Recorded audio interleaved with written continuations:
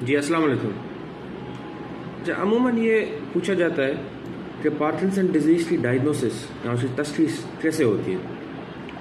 कुछ लोग हमसे सवाल करते हैं कि डॉक्टर साहब आपने कुछ टेस्ट ही नहीं करवाया, कोई टेस्ट करवाएं ताकि पता चले वाकई पार्किंसंस डिजीज़ है या नहीं है।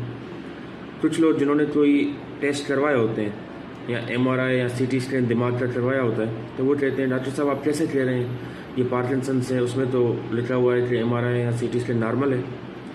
तो आज मैं ये बताना चाहता हूँ कि पहली चीज़ कि पार्किंसन डिजीज़ की डायग्नोसिस के लिए हमें किसी भी टेस्ट की ज़रूरत नहीं होती। जो सीधे केस होते हैं उसलिए हमें कुछ नहीं करवाना होता। ऐसे मरीज़ों में कोई भी सीटी स्कैन करवाएं, एमआरआई करवाएं, वो बिल्कुल नॉर्मल आते हैं।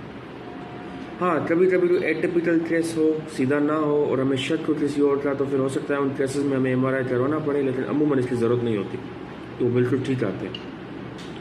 तो तशख़ीस कैसे होती है?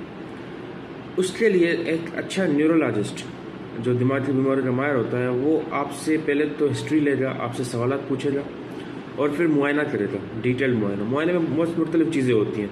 वो आपके हाथ का लर्जा देखेगा, हाथ की डिफरेंट मूवमेंट्स देखेगा, बाजुओं की, हाथों की, टांगों की, आपको चला कर देखेगा और उससे अंदाज़ा हो जाता है कि ये पार्किंसंस है या नहीं है।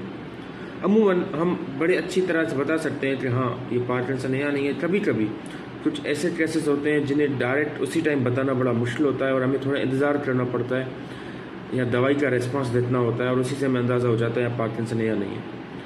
लेकिन क्या हम 100% कन्फर्म होते हैं? यूजुअली नहीं, 100% नहीं होते, लेकिन हम काफ़ी हद तक ये बता सकते हैं कि ये बीमारी है या नहीं है। जो हम दवाई अमूमन इस्तेमाल करते हैं और पार्किंसन के लिए मुख्तलिफ दवाइयाँ होती हैं, जब कोई पार्किंसन दवाइयों से रेस्पॉन्ड करे, वो भी एक इंडिकेशन होती है कि ये वही बीमारी है।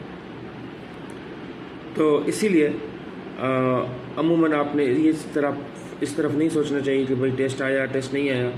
अगर कोई डायग्नोस कर रहा है तो ज़ाहिर है उसने कुछ चीज़ें देखी होंगी और इस बीमारी को समझना चाहिए और इसके बारे में पढ़ना चाहिए ताकि आपको मालूमात हो इस बीमारी में क्या होता है और इससे कैसे रहना है।